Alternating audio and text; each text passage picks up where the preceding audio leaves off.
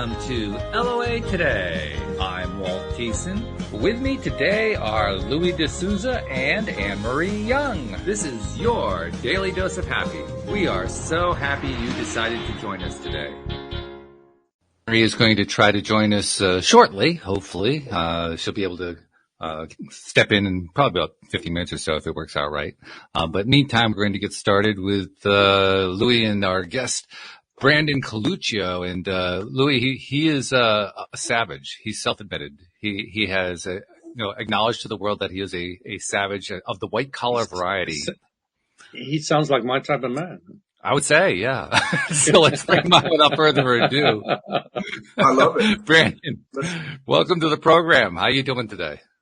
I'm awesome. Let's rock and roll. All right. So give us a little bit of a taste. Where does this inner white-collar savage idea come from in the first place? Yeah. So a little bit of a background of kind of what I've been through. I'll give you the quick version.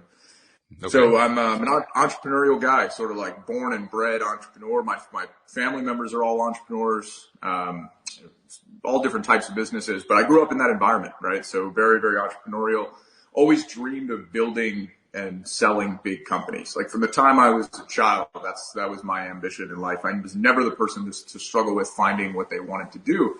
And so I went off and I went off to university and studied economics and tried to go the private equity investment banking path and ended up battling my way into private equity a few years after school, after doing some mergers and acquisitions, advisory work and management consulting, that type of thing. And finally battled my way in, and I realized wow, I think I screwed up, right? Like I thought that this was the path to building big companies was getting into private equity, but I realized I was on the wrong side of the check, right? Because I'm in my 20s and I'm cold calling companies, all the time to try to beg them, literally calling CEOs, please let me write you a check for $20 million to buy your company, please. And then they would just hang up on you, right? And that's generally how that goes. And so at one point or another, I realized that I wasn't quenching that thirst for entrepreneurship. And I was sort of falling into this more corporate finance world. And at one point, I was recruited by two executives from the healthcare space, substance abuse treatment, which is, something that each of us are touched by, I'm sure, in some way. I have a sibling who has struggled her whole life with substance abuse, mostly heroin, but polysubstance. And so it was sort of a moment for me where I was 26 years old when they came to me and they said, look, we'd be willing to give you a third of the company if you can help us raise some capital, which was something that I believed that I could do and had the relationships to do.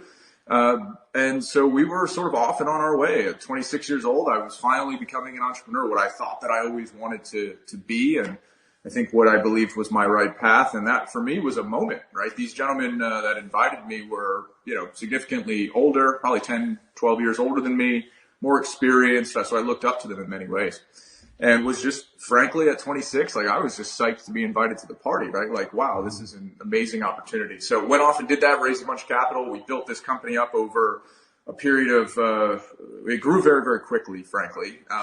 And by the end of, about 18 months, we had about almost 150 employees across a couple different divisions, 4 treatment locations, a corporate office, 125 sober living beds. I mean, this was a real business that we had stood up in a relatively short period of time. And we were getting approached by private equity to acquire the company. And so what ended up happening is eventually, a number of suitors came in, made offers, and one went through. And at the end of 2017, at the age of... At the age of... I'm sorry. Whoops. I lost you there. We got... Yep. We got to the point of up the age of, and then it just went blank. Yeah. So I had a phone call come in. So at the age of 29 years old, I ended up having an exit that was just under $67 million. And so I'm thinking I'm clever. I'm thinking, right, I've got this sort of business entrepreneurship thing figured out. And I go off and I continue to ramp up. And I co-founded a real estate development company called Captiva Capital Partners. We went off and we did probably about $40 million in real estate projects in the self-storage space. went off and bought another company and was just about to acquire another business for about $3 million when I got a phone call one day. I'm at my real estate office. I get a phone call from my lawyer, and he says, Branden, I have some terrible, awful news for you. And he says, the active investigation that has been going on into this healthcare business that you were involved with has come to a head. And the government has decided that they are going to take an aggressive position. They want to make an example out of everybody involved.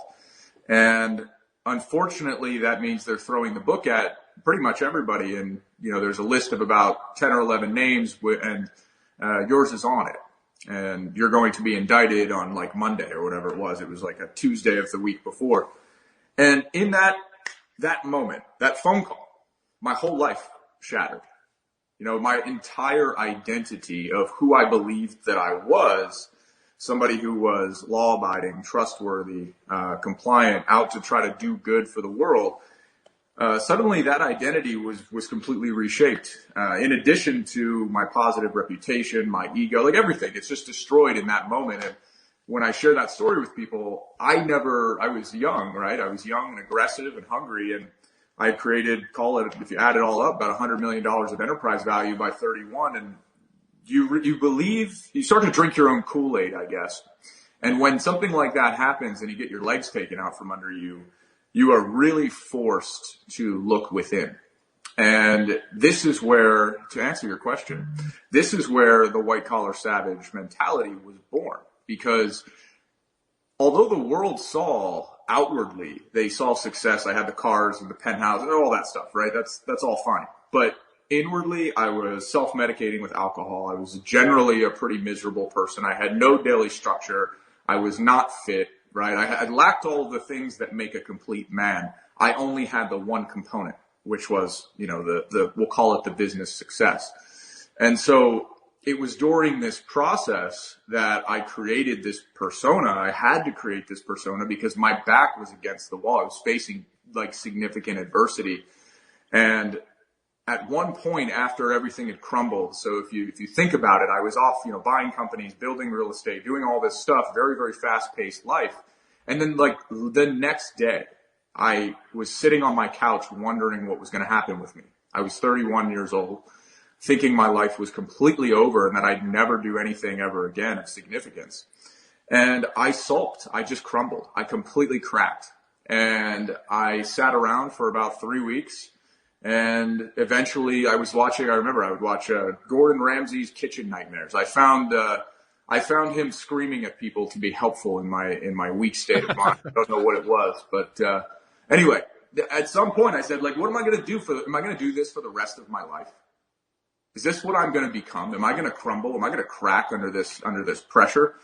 I had never really faced that level of adversity before in my life, right? And so it was difficult for me to respond. And at one point I woke up one day and I said, I can't do this. I was just married to the woman of my dreams. We were still married today. And I said, I can't do this to myself and I can't do this to her. Then no matter what happens, I'm going to find a way to take this terrible event that has occurred in my life, and I'm going to find a way to make this something that actually positively impacts people and lifts up everybody that I interact with.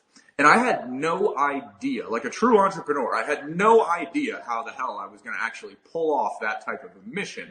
But it just kind of clicked in me, and I woke up and I just decided to make a change. And the first thing I did was I went for a run, right? Fitness, and you'll hear throughout the story, fitness saved my life. And so eventually, I'll save you all the legal, boring details, but eventually I ended up accepting a plea agreement, and part of that was my agreement was 37 months in federal prison and a $3.1 million fine, which for me, as somebody, I've never been in handcuffs, never been in any kind of trouble in my life, was a terrifying proposition. But we could not get the government to agree to anything less. And so I sat down with my wife and my family and I said, we have two choices, right? Both of them are terrible, terrible options. But if we go and we try to fight this thing, it could be significantly worse, right? So I end up taking the deal. I surrendered to federal prison in Connecticut in July of 2020. And because of some paperwork that my lawyer didn't file, I ended up going to a low security facility. So if most people don't know this, a lot of white collar people end up in minimum security facilities that do not have fences. You can actually get a work permit to kind of come and go, depending on if you qualify for all that. But I ended up in a low. A low has the double razor wire fence, the turrets on the corners, like it's a full on prison. I've never been in handcuffs. I've never been in the back of a police car. I've never experienced anything like this. And so I walk into this facility expecting, horror. And, because I walked in during COVID-19, I was placed into quarantine, mandatory quarantine. And what they did, I should say, was they placed people in solitary confinement where they would put you if you had shanked someone, for example. And so me, never having been incarcerated, never in jail, never nothing, they placed me in solitary confinement right out of the gate, right through processing, right into solitary confinement, 22 straight days. And in that place is when I figured out who I truly was.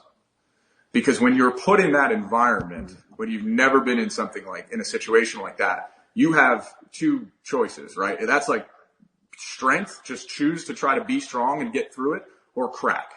And I went through a third round of solitary, and the guy in the cell next to me slit his wrists, right? And so that's the level of mental pressure that you're under in solitary. It's crazy. And what I did to save my own life was I would read and I would exercise, and that's all I would do. And so what ended up happening is I built this regimen, this process of lifting my mental frequency up by dropping to the floor, push-ups, walking back and forth in my little, 9x5 cell, looking out the window as much as I could to try to get some, sense of freedom. But it was a very, very eye-opening experience for me. And so I have taken the lessons that I learned in that place, that really dark place, and I've tried to apply them to my life throughout, since then. And keeping in alignment with my mission, when I was eventually released into general population, I decided, look, I'm going to give back as much as I can. I believe I have value to add to this community. And so I hosted workshops and classes on entrepreneurship. I taught guys how to read. I volunteered in the GED department. I hosted classes on building a positive mindset and showing everybody in there that, like, each of you can be a high impact, wealthy individual who serves their family and serves others. And that was really the energy that I was trying to spread. And I continue to do that to this day. I teach, I'm an entrepreneurship coach for a group called Inmates to Entrepreneurs, which is a nonprofit organization that teaches individuals coming out of incarceration how to start businesses for less than $1,000. And then also through my coaching programs, I work with both high net worth individuals individually, as well as with businesses on, helping them kind of grow and scale. So this is sort of the mentality that I have built. And, the term white collar savage really is a combination of that, grab yourself by the bootstraps and pick yourself up when you're down, as well as sort of I'll call it the business grooming that I've had in my life. And so I combine those two things, and that's what you get. Wow. What a story. That's, yeah. That definitely captures your attention when you hear it. Interesting choice of words, white collar savage. I mean, you gave us an overview of what that means to you, but where did that come from? So, David Goggins is one of the people, so I'm a big fan of mentors. And so I've had some really positive mentors who've helped me, both people I've met and some that I have not met. And David Goggins is really been like a huge impact on my life. And his style is for some people. It's not for others. And I get that, but I resonate with it, right? I'm the type of man that I need somebody in my ear screaming at me. That's just me. I respond to that. Some people don't. And so he talks about becoming a savage and what he had to go through in order to transform himself into the individual that he eventually became. And I had a very similar process, right? And so all I did was kind of combine some of the business acumen, if you will, and the business grooming that I have with that term. And, the other thing is that, I think the term white collar felon, I don't like the term, but of course I don't like the term because it's been my label. So I've essentially decided to create my own label.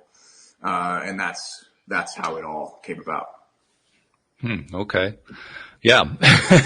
I've heard many as you can imagine, over the years, I've done so many interviews here on the show, Sure. Including with Louis and Anne-Marie, many people from many walks of life. The overarching theme is somebody who had some sort of success going on, and there's a horrible crash and burn followed by rising up the ashes, and then wanting to share what they learned with the world. And that sounds like it's very much what you're also doing as well. But you're kind of doing it a different kind, because you had there. I can count on one hand the number of people who've been on the show who've had severe crash and burn to the point where they're either near death or in prison or something along that line, and you fall in that category. That's kind of a different kind of crash and burn.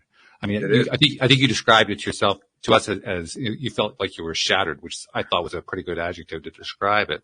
But I'm not sure any of us who haven't lived it can really appreciate what that's like to come out the other side of that. I mean, you describe how somebody in a cell next door, I think it was, slit their wrists, and it kind of, illustrates just how crazy that environment is. Yeah. So I mean, I don't know how to even ask the question, but I'll try to ask it anyway. How do you survive that? How do you survive that kind of environment? Because clearly some people don't.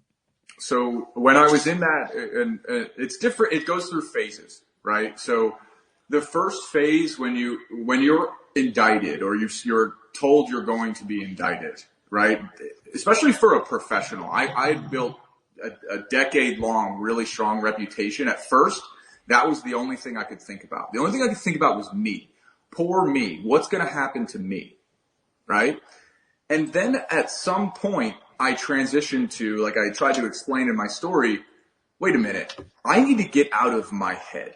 I'm only thinking about me. What about my family?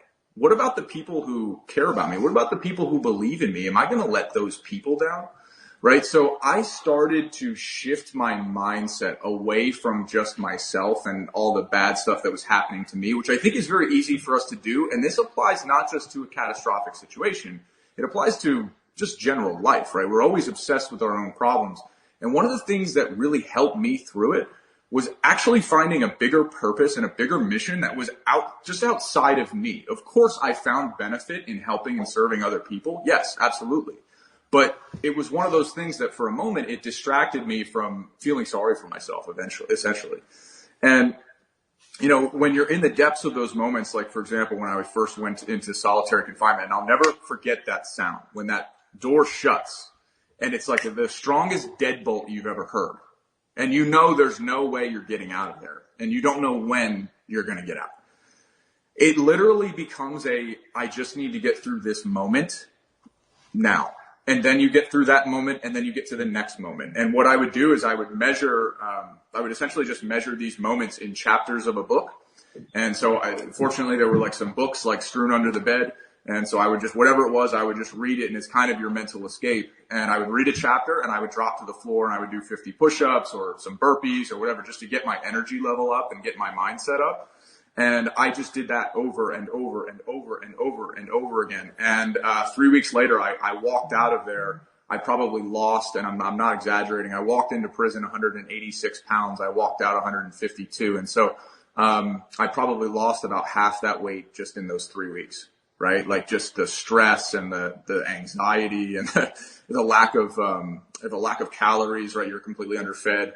And so it just becomes, like I said, I just switched into this routine of read, exercise. And then I would also write every morning when I woke up. And so you break it down to like the fundamental components when you're in a situation like that, because that's all you have to focus on, right? You're locked in a room. What I tell people is like, go lock yourself in your bathroom for 3 weeks. That's pretty much what it's like. Except that you can open the door. Yeah, sure. The situation you described sounds to me like, I think I label it as survival mode. You're exactly right. You're trying to survive 1 second to the next. That's a fact. Yeah. Wow. Yeah. That's pretty intensive stuff. It is. As you're going through that experience, I don't know of a good adjective that even describes that. But as you're going through that experience, one of the first things that came to your mind was to write, which I equate to journaling. We talk about journaling a lot. What made you decide to do that? Why or when did I decide to do that? Well, both, I guess. Yeah. So I had a mentor who helped me right before I went away. and his name is Michael, and he's one of the most positive, he's one of the happiest people I've ever met in my life. Michael did 26 straight years in prison on a 45-year to life sentence, and he has written numerous books. He's one of the country's leading advocates for prison reform.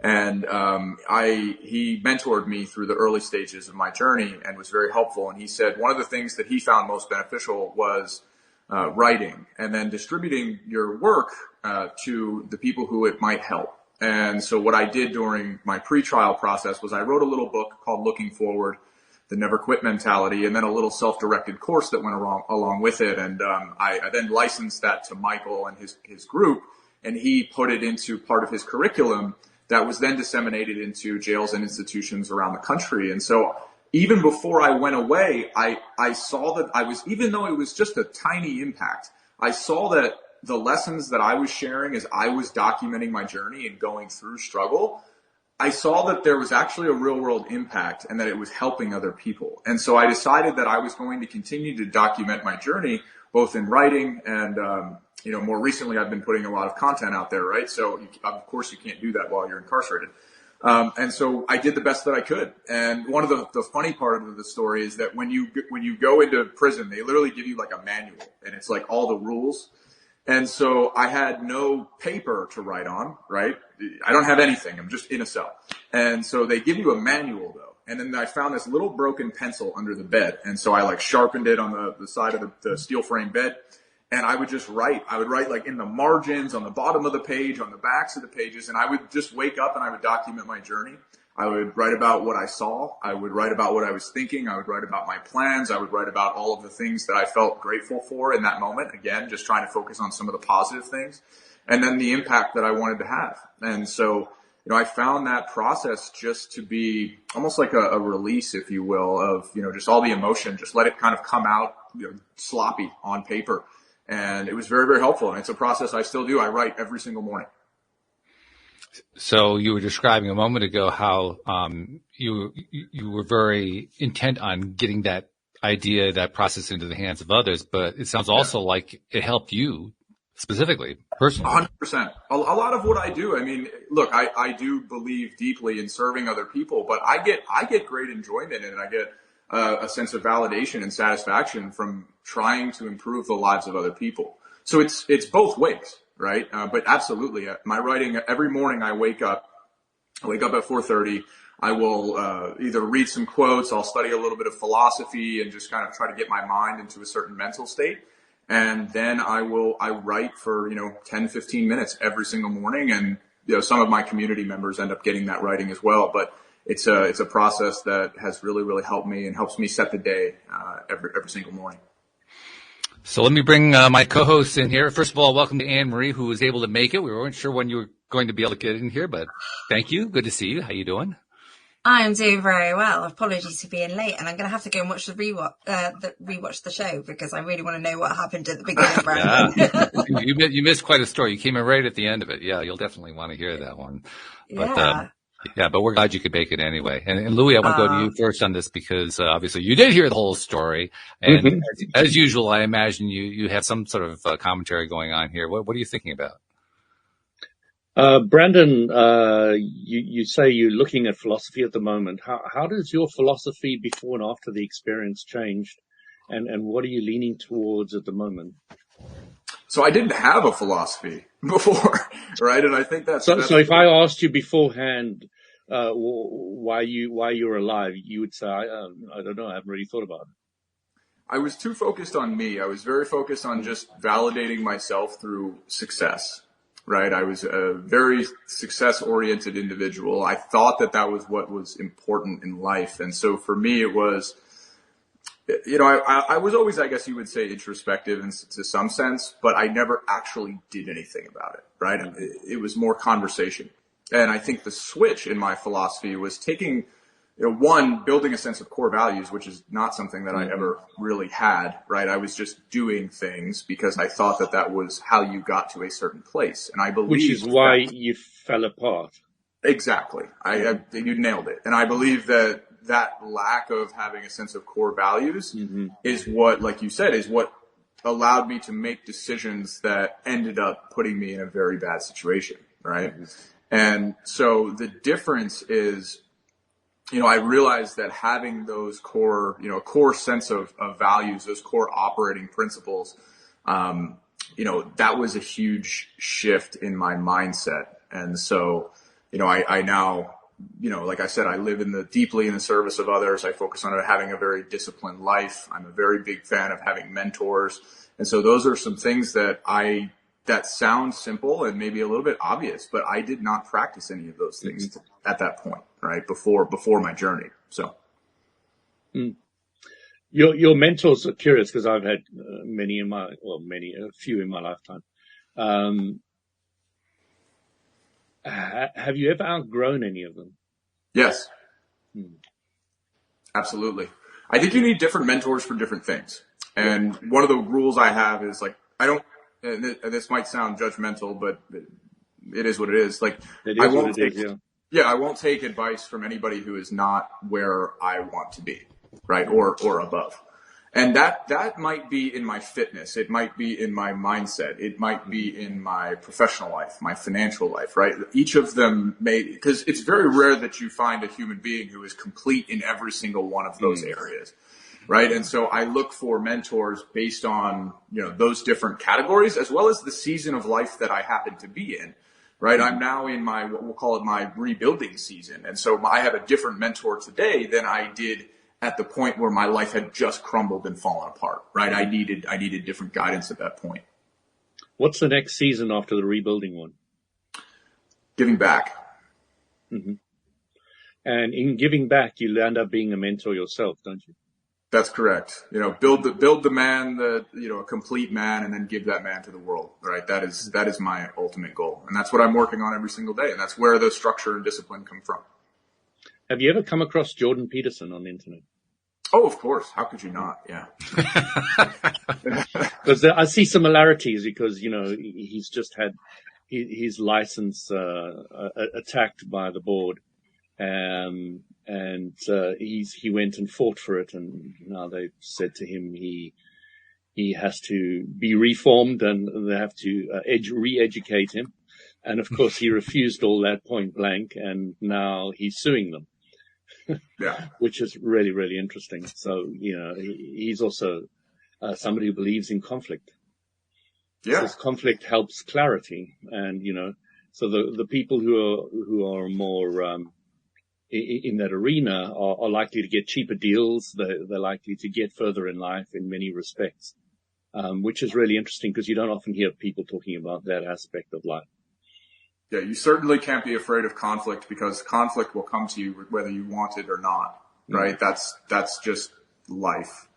And I think that, I'm someone who's experienced this personally. Like, I was a weak individual, and I'd be the first person to say it. And I was not prepared for this situation. Now, I believe that, every failure or struggle provides the opportunity for an even greater rebirth, if you will. But that's not a guarantee, right? It's not like, okay, I failed, I'm definitely going to succeed again. No, I know a lot of people who have experienced the exact same thing that I've gone through. Unfortunately, it's a community that I now know, and I know several people who've been through it. Most of them, probably 2/3, and maybe I'm being generous, they just fade away and they never get back up again. And so I have committed to putting my story out there. I hope you guys understand. It's a very uncomfortable story. It's an embarrassing story. Absolutely. It's a hard thing to talk about every time. And I tell this story 3 or 4 times a week. But the only way I believe for me to help and give back and to serve others is to share my most vulnerable, most embarrassing moments, because it's my genuine hope that people can relate to that and find some value in it.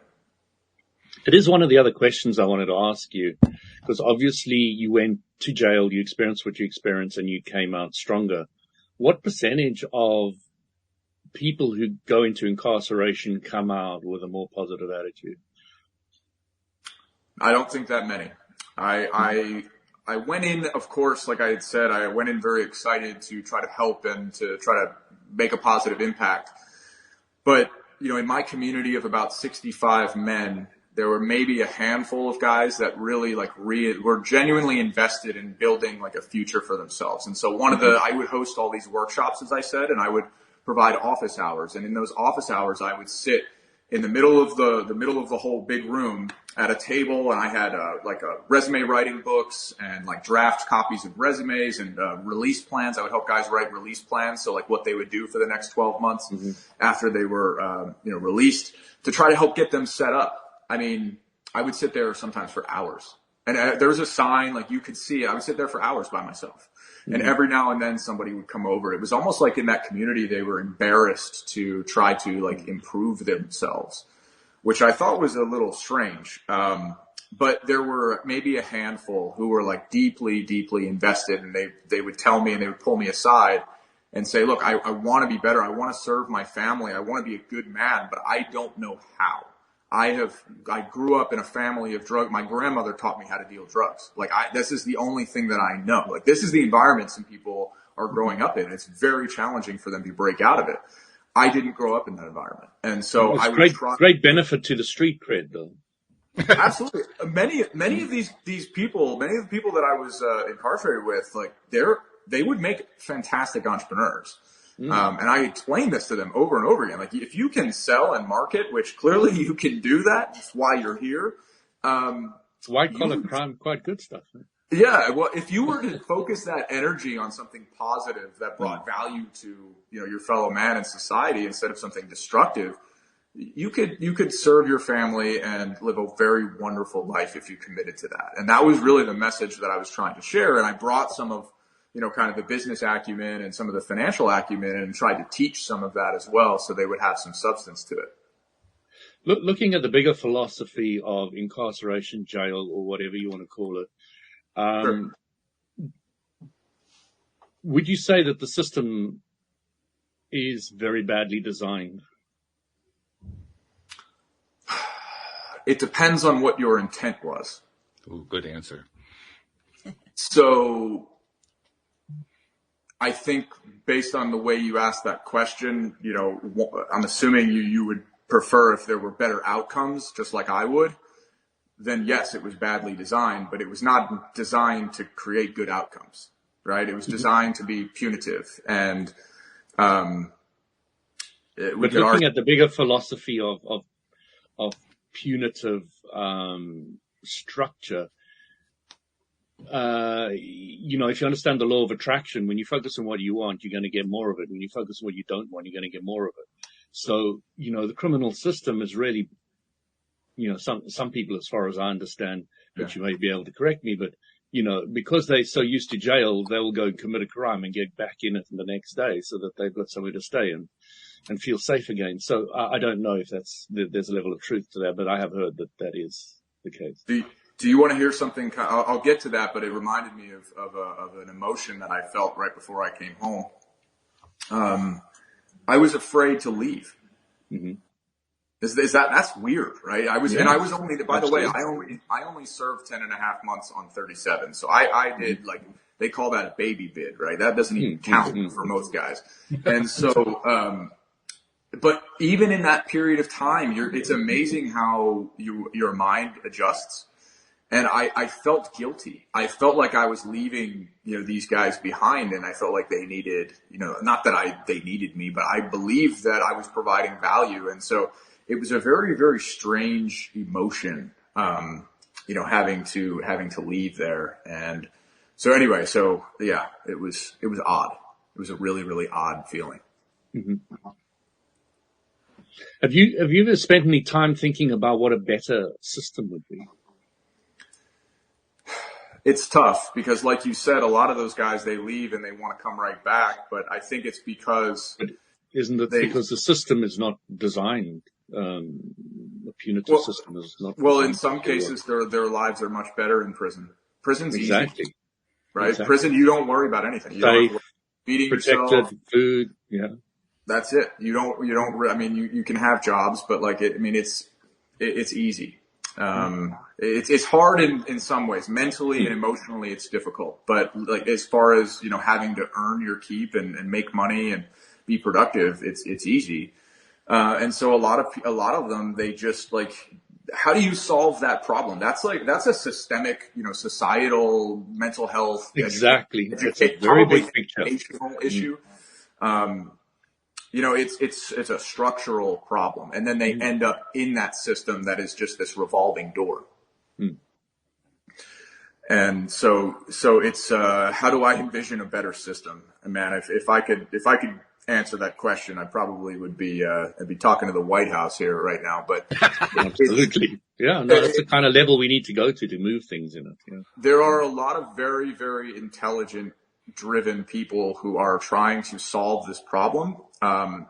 One way that somebody put it, actually it was Michael, I believe, who said it's like, the prison system is like trying to, turn a giant container ship, right? Like you can turn it, and there's like a lot of things that have been put in place, like the First Step Act, for example, but it's going to take years for that to actually like flow through the system, right? And like that law was passed, I believe it was signed in 2020, and like only recently, like 2.5 years later, did that law actually take effect? So like in 2022-ish is when you really started to see things begin to happen. Sorry, what was this law? The First Step Act. So I don't know what that is. Our friends here are British, so they don't know the American system. Okay, and so the First Step Act was a law that essentially would allow inmates, federal inmates, to get credit for going through educational programs while they were incarcerated. Okay, and so that credit would slowly reduce the amount of time that they had to do. And so that was signed by Donald Trump in 2020. It was bipartisan, and it eventually worked its way into the Bureau of Prisons, which is actually like its own bureaucratic organization. Mm-hmm. And if you think about it, these organizations are run by people who've been doing this for 20, 30 years, right? Their whole career. It's been done a certain way. Now some law comes into play and they have to switch all of this. Well, no, right? It's going to take time to work through the system. And there are a lot of very intelligent people, very motivated people, many of them formerly incarcerated, who are working on very important prison reform work right now. So I believe we are going to see it, but it's going to take a long time. Mm-hmm. Well, one thing that society, I believe, does completely wrong in its thinking is it very rarely believes that somebody can change. And without that belief, the whole system falls apart. And I think it's often because a lot of people don't see much change in their own lives, or they don't see themselves able to change, but that belief is very deeply driven inside us. I think that's fair, but do you believe my counter argument would be, do you believe that there is some validity to that? Definitely. If we take the sample of, like, say, the folks who've been incarcerated, like I said, I mean, I went in very optimistic, but I came out jaded, right? Because you realize that maybe, 5 or 10% of people actually want to change their lives. Mm-hmm. Right. But then not giving, not great. Not giving people that chance, or, because our thoughts or our expectations are going to affect those around us. And, it's really, if everybody on the planet thought that we could change, I think it would be very easy for the whole system to change. But until that level of positivity or change comes in the individuals, it's not going to change very quickly or easily as it is at the moment. Yeah, whether people can change is not a question. People can absolutely change at any point. Yeah, absolutely. Yeah. Right? It's whether they have in some cases, and I go back and forth with clients about this, and what I will say to them is, as painful as your life is, you haven't actually experienced enough pain to change. Mm. And that pain tolerance, maybe that tolerance isn't the right word, but their adjustment to a certain level of pain, like, that gets pretty significant. You would think that the person who was doing their third time incarcerated, living a very, very difficult life, having family members get shot, like from gang violence or drug violence, you would think that would be enough pain. Mm-hmm. But there are too jaded in that environment. Yeah. Exactly. Right. Or to the point where they believe that change is impossible because they've grown up in an environment where they've seen the same thing. And, I try to share that look, every single one of you can change your life, and like really hammer that into people's heads, because I was doing it myself. Right. I was living it. And, I believe that living in congruency with, your words is very, very important. And so I would show them every single day. I would stick to my structure. I would read. I would give back. I would exercise. Right. I would work, right to my wife every day. Right. Like building, those family kind of core values. And I would show them all of this, and hoping that some of it they would find benefit in it. And some of them did, but generally, I would say a lot of them ignored it, or just kind of wrote me off as like this, this guy who's not from their part of the world, right? We're not from the same, same communities. And, that was unfortunate, because I really tried to build relationships with people from all walks of life. Mm-hmm. So, Walt, do you want to say something? No, well, go ahead. I mean, you're on a roll. I don't want to interrupt that, but I'm ready. When you're ready to put the gavel down, let me know. We'll just kind of take it. So Branden, what I love about you is I can see from your energy that you are focused. You do the exercise. You're not just talking about it. And I love that, because you've got now that built-in discipline, which a lot of people are missing. To really get that energy going, to do the exercise, to do the part that is necessary. And you also seem to be very aware of the activity and really living and walking the talk now is so important. And I really love that. I think it's brilliant. Yeah. I was the person, and this is a hard thing to say, but like, I was the person who believed in my head, and I would say all these things. I am this person. I am this good man. I am a law-abiding citizen. I am a trustworthy. I am a transparent person. But I realized that at some point my actions did not align with that belief system. And what I do every single day is I audit myself every morning, and I say, look, what did I do yesterday that I regret? What did I miss? Did I miss something in my character yesterday? And I will try to refocus my energy that day on making sure that there's no gap there. Right. And that I never did that in my life. That would have sounded crazy to me 4 years ago. Yeah. So what you're doing is you're understanding what you don't want in your life, yes, in your abilities, in your character. And you're saying, okay, let me take my mind and think about what I do want that comes out of what I don't want. Yes. Exactly. And then because you're spending clear time on what you do want, the universal law of attraction is going to bring into your life that. Oh my God. My life is crazy. I have a beautiful life. I mean, and if you feel that, if I think about where I was at that moment, that phone call moment, and where I went, the journey that I went through and where I am today, I am so like blessed and grateful. I'm in a beautiful new home here. I live in South Florida, which is essentially just paradise. We do get some hurricanes, but don't let the details get in the way of a good story. I'm about to have my first child. I mean, I'm now working with a number of clients. We're working on some very cool business stuff. I'm engaged with a community and a mission that I deeply believe in. That life never existed before, even though I was far wealthier, but like I could not care less about that, really. Like that life didn't exist. You see, Branden, if you get that call again now, you'll say, yeah, or whatever. Yeah, exactly. Yeah. That's a fact. Yeah, that's a fact. And that is what I'm really chuffed about with you. I can see that if you get that call again, it's not going to hit you. No. Which, by the way, is why you won't get the call again. I'm just saying. Yeah, exactly. Yeah, you won't get that call again. It also strikes me, too, you guys were talking a moment ago about how change, what's it going to take for people to change, what's it going to take for the system to change and so forth. And the thought that just kept resonating through my head over and over and over again while you were saying that was, it already is. One person at a time. Doesn't mean everybody in there in that circle are ready for it. Like you said, Branden, probably a small handful are ready for it. But the ones who are ready for it are ready for it. Yep. The example is there. The stories are there that they need to hear. The the information that they need is being made available to them. The change is happening right now. It may not be happening across the board, widespread with this huge wave of change going on, but it doesn't need to.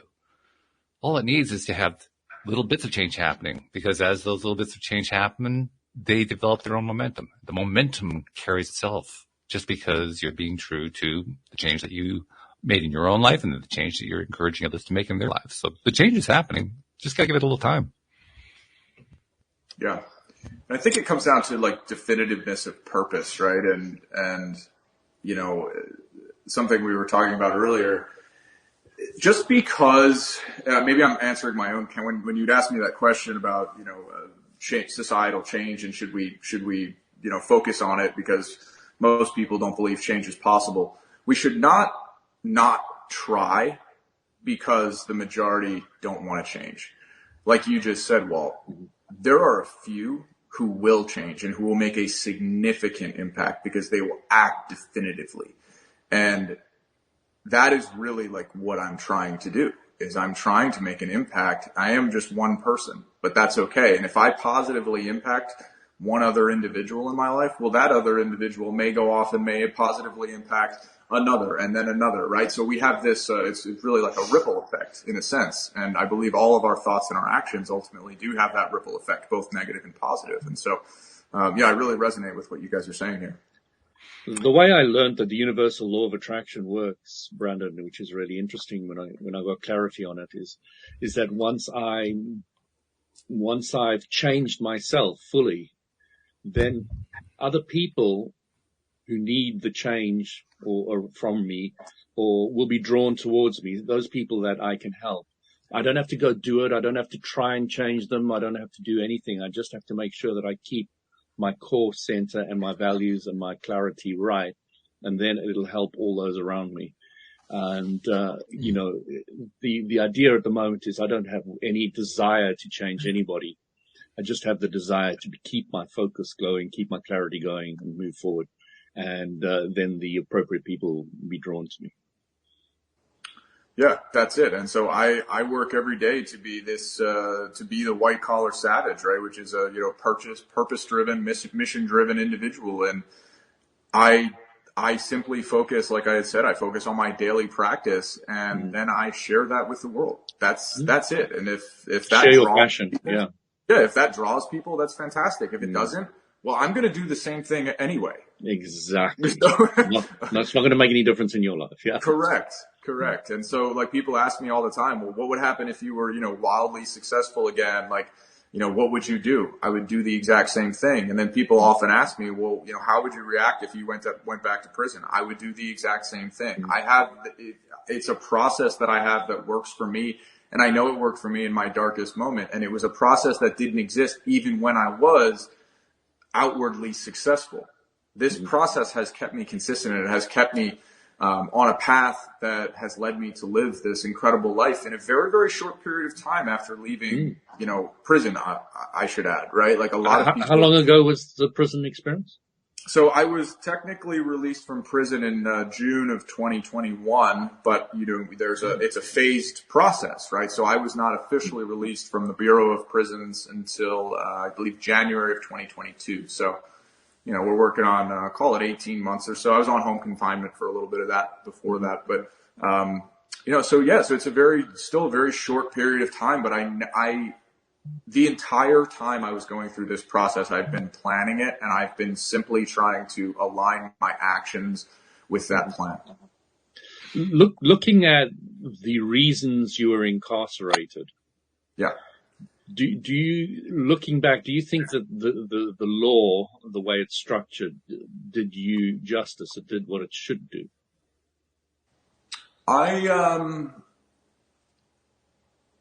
I think the law is not necessarily designed to provide justice on a situational basis. It is designed to provide justice on the aggregate. And so it doesn't necessarily see color, right? It just lumps everybody. It doesn't see it. It just, and exactly. Is shades of gray, yeah. It just lumps everybody in. And in the business community, in the white collar community, laws are very, very gray, and I don't want to mollify. But what I will say is that, this whole situation, if I look back, and I say this in front of my wife and she gets a little mad, but like, it was the greatest thing that has ever happened to me. Absolutely. And then she's the next thing, but I say it in that order because it's true. Mm-hmm. Because I believe that had I not worked as hard as I have to become and to maintain the man that I have become, I probably would not have that marriage today. And we have a wonderful, beautiful marriage, even through all of this. Mm-hmm. And so it really is amazing. Again, we're going back to justice, but what does that really mean? I mean, if it's you're speaking about for me personally, I would probably be an alcoholic drinking myself to death right now, probably not have the wife. I probably would have squandered my wealth anyway, so that probably would have been gone, right? Like, so to me, it was one of the best things that's ever happened. So, it was something, unfortunately, I believe needed to happen to me.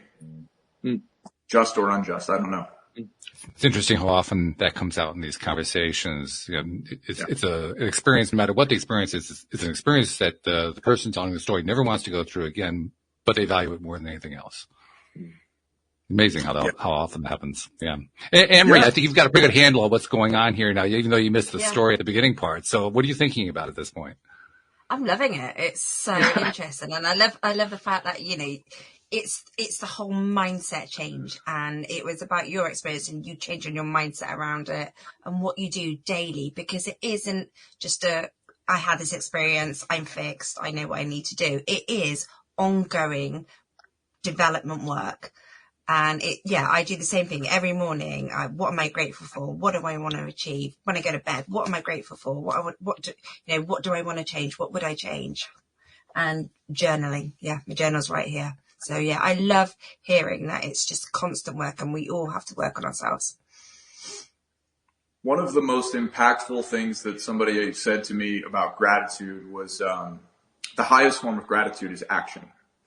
And, that really resonated with me because I do, of course, I kind of sit and I take a personal inventory, like I think you were saying, and that's a valuable exercise. But then I try to take it a step further and I go, okay, it's one thing to think about things that I feel blessed about. It's another thing to go out every single day and earn those things, to show my wife that I value her, not just write it on a piece of paper.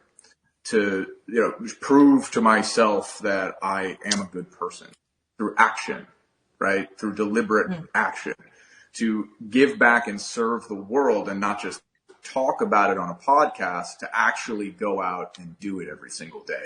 That is how I show gratitude, right? And I never would have made that connection had I not gone through this experience. That's brilliant. It's humbling too. That hit me really hard. That's something I like.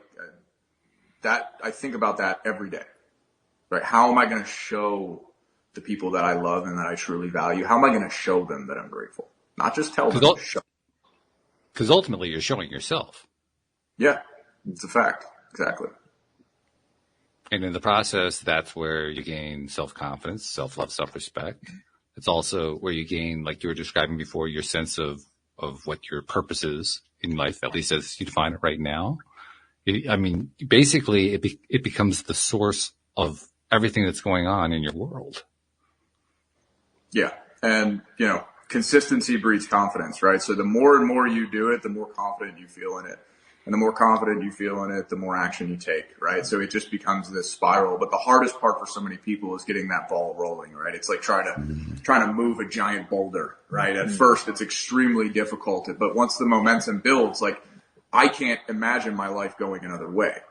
People are always like, well, don't you ever take a day off? And I'm like, what do you mean? What is that? Take a day off and being myself? Like, what are you talking about? I don't even know how to do that at this point. If you're enjoying your life and what you're doing and where you're going, you don't. Exactly. You don't need to take it. Why would I want to do that? That sounds stupid. I don't know if you bumped into Sadhguru, but he sleeps about 4 hours a night and works 16 hours a day and, 365 days a year. He's the 3 a.m. guy, right? he's like a big fan of this the energy. He does talk about it, but I think all the yogis speak about the 3 a.m. kind of concept. So I get up 3:20 or 3:30 or whatever it is. Exactly. I think it is 3:20. Yeah. I get up really early, but I don't know. I never said that. I never thought I'd be able to get up at 4:30, and I do every day. So I probably could do it if I wanted to. I just I'm not that level yet. I'm still growing. Getting there. Yeah. That's exciting. It's exciting. It's always exciting growing more and more. I wanted to ask you one other question about the savage. Can you? Sure. Yeah, just going to the savage side a little bit. What would you like me to tell you about it? Anything? Why did you use the word savage? So it really comes down to like a relentlessness, right? A pure savagery, right? That there's a like a monster inside of you, and that monster, if you focus that energy, and the way that I like to describe focusing that energy is, it's thermodynamics, I think, in a sense, right? And our thoughts are energy. That's just like physics. And so if we can take the energy from the negative experiences in our life and focus that energy towards something positive, like, for example, for me, it was fitness, because it was fitness and serving others. Like, those were the two things in my darkest moments that I refocused that energy. And so for me, that negative energy and the intensity with which I felt that, to redirect that in we'll call it a savage way towards, getting extremely fit, quitting drinking alcohol, serving other people, and just doing it in this like consistent, like relentless manner.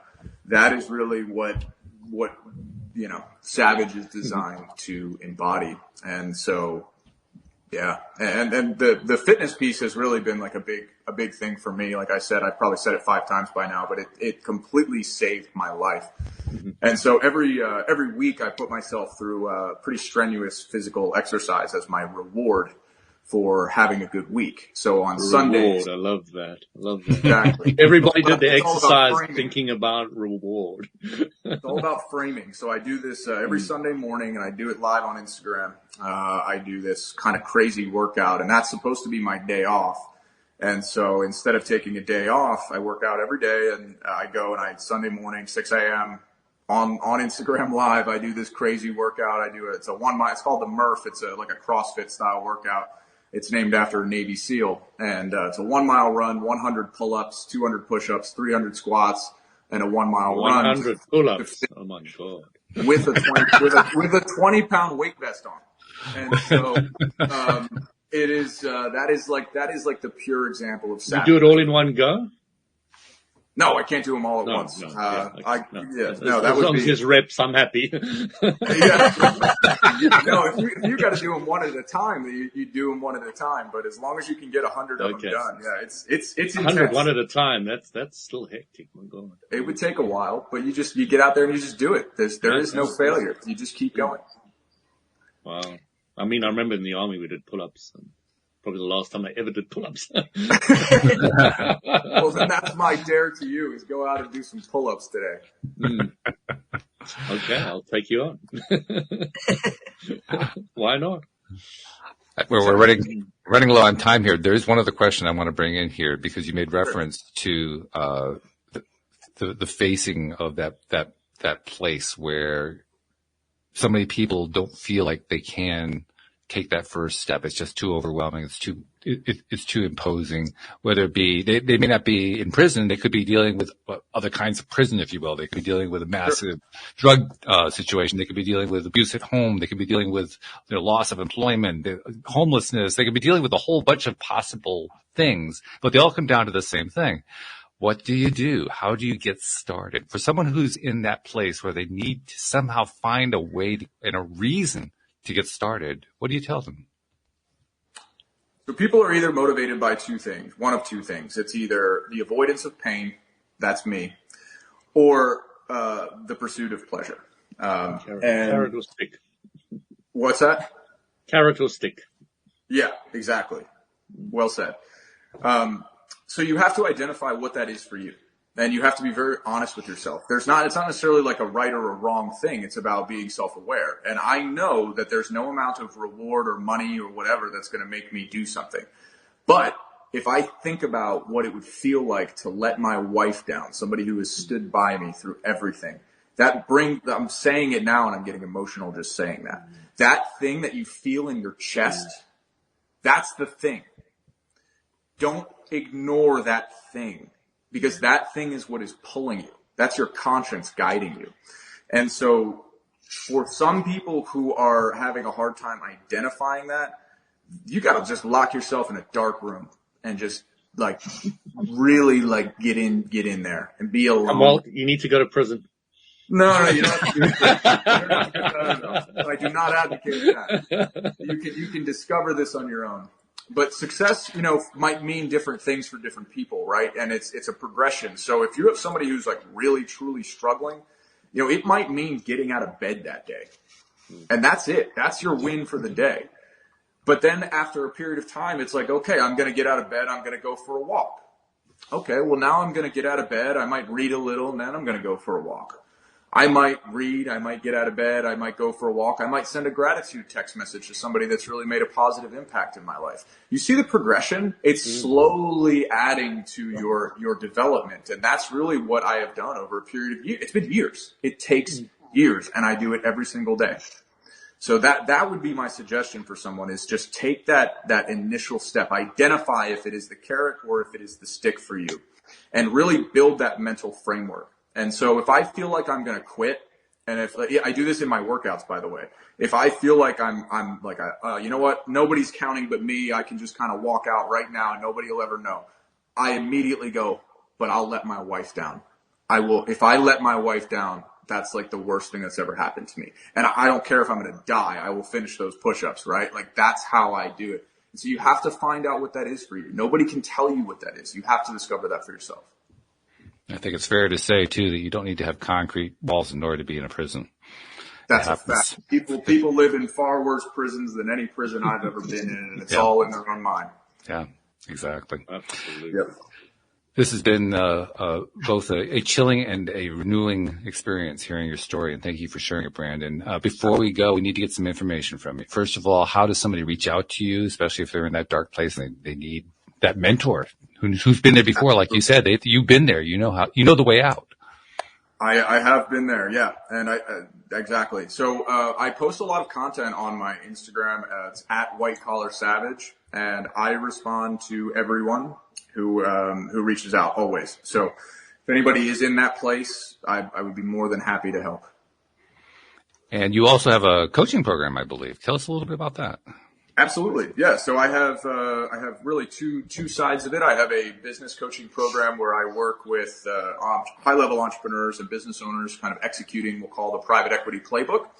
That's really the deployment of my, my core skill set, my business skill set. But really the other side of what I do is, I have essentially like a elite kind of mindset coaching program where I work with individuals on a group basis. And we work on all things personal development, and I give them the playbook for what I have done to completely reform my life. And it's extremely rewarding, and it's, core of it is fitness, nutrition, as well as, all the personal development tricks and tips that I have deployed in my life that have really helped me overcome really one of the darkest things that I think, some people can go through. So, it's very rewarding, very enjoyable work. Well, I'm sure that we all appreciate what you've been sharing with us about what you enjoy about it, as well as the trials and tribulations of it. Everybody who appears on this program does so out of a sincere desire to share with others about what they've learned, and you clearly have been doing that yourself. One thing that I have realized over the last year or so that doesn't happen enough is that with all, you mentioned content, people put out content all the time trying to help other people, and it often gets consumed by people they never hear from, they never see, they don't know who they are, they don't know what results were, and so forth. And so we kind of let that slip under the cracks, so to speak. And I like to kind of bring that out into the open. So on behalf of those people you've never met and who you've never seen, who you've helped with your content, thank you for what you've been doing and what you're continuing to do, because you are making a difference in this world. Yeah, thank you, and thank all of you for having me. It's been a really wonderful conversation, and thank you for what you guys are doing. I think the subject of and the focus of your podcast is really incredible. So thank you, and good for you.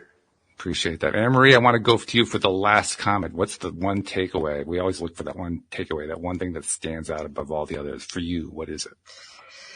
Just wow. That's pretty much. Tenacity. I've just got that tenacity, that drive, and just to be your best self. Good summary. I love it. So, Branden Coluccio, thank you so much for joining us. Louis and Anne-Marie, thank you so much as well. And thank you especially to all of our podcast listeners everywhere. We'll see you all next time here on LOA Today. Goodbye, everybody. Thank you.